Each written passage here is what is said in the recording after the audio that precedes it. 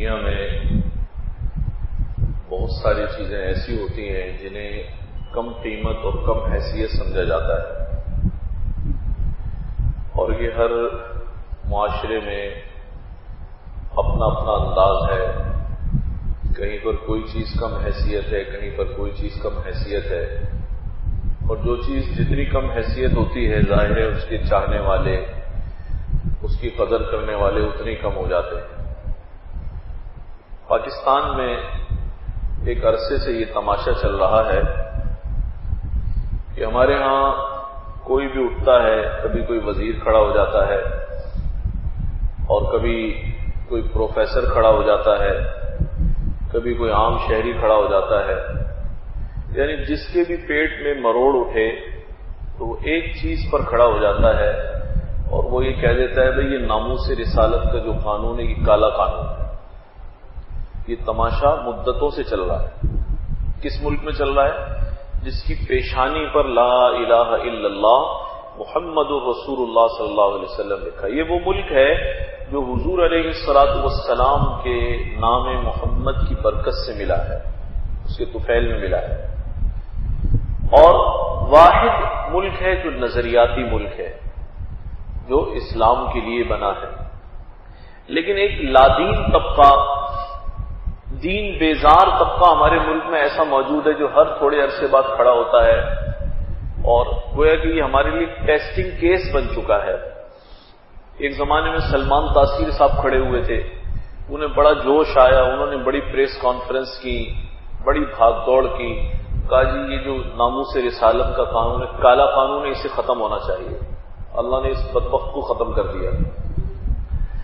اس کے بعد وقتاً فوقتاً، اس سے پہلے بھی سلسلہ چل رہا ہے، سلمان تاثیر سے اس کی ابتدا نہیں ہوئی ہے، یہ مدتوں سے چل رہا ہے، ہمارے دنیا میں آنے سے پہلے سے چل رہا ہے. جب سے قانون بنا ہے تب سے زمانے بھی دراز ہیں. کوئی نہ کوئی کھڑا ہوتا ہے کہتا ہے کہ جی کالا قانون ہے، یہ کالا قانون ہے.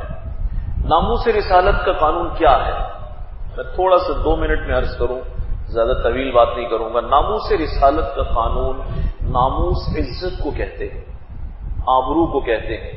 ناموس رسالت کا قانون آئین پاکستان میں یہ ہے کہ اگر 1,24,000 انبیاء علیہ السلام میں سے کسی کے بارے میں بھی، یہ صرف ہمارے نبی کے بارے میں نہیں ہے، ایسا نہیں ہے کہ مسلمانوں نے یا پاکستانیوں نے تعصب کی وجہ سے صرف اپنے نبی کو درجہ دے رکھا ہو، باقی نبیوں کو گالیاں دو، اجازت ہے، نہیں.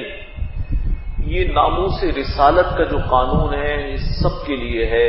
حضرت آدم علیہ السلام سے لے کر سرکار دو عالم صلی اللہ علیہ وسلم تک سب کے لیے ہے کہ کسی بھی نبی کی شان میں بے ادبی اور گستاخی حلال نہیں ہے. جیسے ہم اپنے نبی کا ادب کرتے ہیں، حضرت عیسیٰ علیہ السلام کا بھی ادب کرتے ہیں، حضرت موسیٰ علیہ السلام کا، حضرت عزیر کا، حضرت ابراہیم کا، حضرت نوح کا، سارے نبیوں کو ہمارے ہاں یقینی ہے کہ ہم سب کو علیہم السلام کہتے ہیں. تو اس کے تحت اگر کوئی کسی نبی کی شان میں گستاخی کرے، بے ادبی کرے، تو بھائی عام آدمی کو بھی عزت حاصل ہے نا. وہ کوئی ذرا سی اونچ نیچ ہو جائے تو ہر شخص حتیٰ کہ عزت کا دعویٰ کر دیتا ہے. تو نبی کی عزت تو بہت بڑی ہے، اس کا مقام تو بہت بڑا مقام ہے. اس قانون کے تحت کسی بھی فرد کو، وہ کسی بھی مذہب سے تعلق رکھتا ہو، اجازت نہیں ہے کہ وہ کسی بھی نبی کی شان میں بے ادبی کرے، گستاخی کرے. مجھے بتائیے اس میں کون سی خرابی ہے؟ اس میں کوئی خرابی ہے؟ کسی نبی کی شان میں گستاخی کرے، کیا اس قانون کی وجہ سے کسی کا کھانا بند ہو گیا، کسی کا پینا بند ہو گیا، کسی کی تجارت بند ہو گئی، کسی کا کارخانہ یا فیکٹری بند ہو گئی؟ یہ تو انسانیت کے تحت اگر دیکھا جائے تو بنیادی قانون ہے. اگر دیکھا جائے تو یہ بنیادی قانون ہے. یعنی یہ عزت اور حیثیت تو ہر انسان کو حاصل ہونی چاہیے کہ کوئی ناحق کسی کو گالی نہ دے، بے ادبی نہ کرے، کسی کے حق میں گستاخی نہ کرے. اور نبیوں کی شان تو وراء الورا ہے. لیکن بدنصیبی یہ ہے کہ ایک طبقہ ہمارے ہاں ایک زمانے سے اس قانون کو کالا قانون کہتا ہوا آ رہا ہے.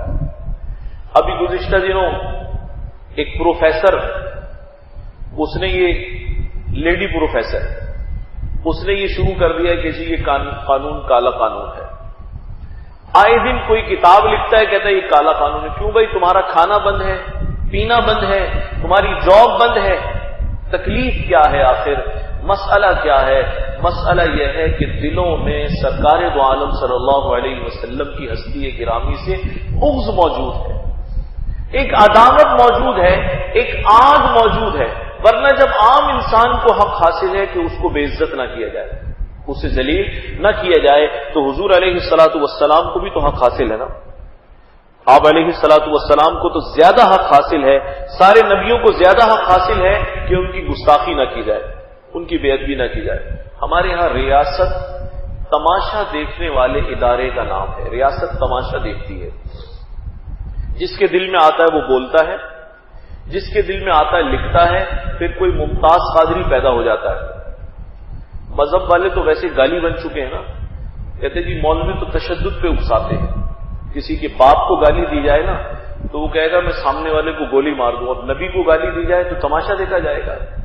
ہمارے یہاں ریاست تماشا دیکھتی ہے، ابھی تک اس پروفیسر کے خلاف کوئی کارروائی نہیں ہوئی ہے، اور میں 2 سال میں 2 درجن کے قریب ایسے واقعات دیکھ چکا ہوں۔ کبھی کسی نے کتاب لکھ دی، کبھی کسی نے انٹرویو میں کہہ دیا، کبھی کسی نے تقریر میں کہہ دیا، کبھی کالج میں کہہ دیا۔ ریاست تماشا دیکھتی رہتی ہے، وہ کردار ادا نہیں کرتی۔ جب واقعہ پیش آتا ہے، اب کوئی ممتاز قادری کھڑا ہوگا اور وہ کسی سلمان تاثیر کو قتل کر دے گا، تو اب اس کے بعد سارا میڈیا کھڑا ہو جائے گا، سارا ویسٹرن میڈیا کھڑا ہو جائے گا، اور سب کے سب کھڑے ہو کر یہ کہیں گے دیکھو جی بڑا ظلم ہو گیا کہ انسان کو ناحق مار دیا، یہ متشدد ہے، انتہا پسند ہے۔ ارے ظالموں، انتہا پسند یہ مارنے والا نہیں ہے، اپنے باپ کی عزت کا بھی خیال کیا جاتا ہے۔ جس نبی سے شفاعت کی امیدیں ہوں اس کے لیے کون خاموش رہ سکتا ہے؟ یہ لبرل طبقہ ہمارے ملک میں اتنا بددیانت طبقہ ہے، یہ ملحدین کی وہ جماعت ہمارے ملک میں تیار ہو گئی ہے، انہیں اور کوئی مسئلہ نظر نہیں آتا۔ لوگ مر رہے ہیں، بھوکے ہیں، ہسپتال نہیں ہے، پانی نہیں ہے، بجلی نہیں ہے۔ آپ مجھے بتائیں یہ طبقہ بولتا ہے کبھی؟ یہ طبقہ اپنے بلوں میں گھسا رہتا ہے۔ آپ مرتے رہیں، بجلی، پانی، تعلیم، صحت کی کوئی سہولت نہ ہو، اور جب بھی یہ بدبخت بولتے ہیں تو کس پہ بولتے ہیں؟ ناموس رسالت پہ بولتے ہیں۔ یہ بلوں سے جب بھی پنجے جھاڑ کر نکلتے ہیں تو اسی کام کے لیے نکلتے ہیں۔ تو میں زیادہ بات نہیں کروں گا، حکومت پاکستان کی ذمہ داری ہے، یہ چیز زبان درازی والی نہیں ہے۔ آپ معاشرے میں انتشار پھیلاتے ہیں، لوگوں کے آپ جذبات سے کھیلتے ہیں، آپ آگ بھڑکاتے ہیں، اور پھر اس کے بعد آپ یہ توقع رکھتے ہیں کہ لوگ خاموش رہیں، کوئی واقعہ بھی پیش نہ آئے۔ نہیں بھائی، ای خیالست تو محالست تو جنون، پھر کوئی واقعہ پیش آ جائے گا، کوئی اسے مار ڈالے گا، لوگ کہیں گے کہ بھائی دیکھو یہ کتنے متشدد ہوتے ہیں۔ مذہبی جنونی لوگ ہوتے ہیں، جنونی مذہبی نہیں ہے۔ جنونی وہ ہے جس کی زبان سے اور جس کے قلم سے پیغمبروں کی آبرو بھی محفوظ نہیں، وہ جنونی آدمی ہے۔ اس لیے خدا کے لیے حکومت کی ذمہ داری ہے اس قانون میں توسیع کرے، اور اس قانون میں یہ شق شامل کی جائے کہ پبلک میں اس قانون پر منفی تبصرے کی بھی اجازت نہیں ہے۔ اس میں اضافہ کیا جائے اس بات کا، جو کھڑا ہوتا ہے وہ تبصرہ کر دیتا ہے۔ ارے تمہاری حیثیت کیا ہے؟ کیا پروفیسر ہونے کا مطلب یہ ہے کہ تم نے دین کو خرید لیا ہے؟ پیغمبر کی آبرو کو تم نے خرید لیا ہے؟ اس لیے اس قانون کی حفاظت کے لیے ایک شق یہ بھی شامل کی جائے کہ اس پر بھی تبصرے کی بھی اجازت نہیں ہے۔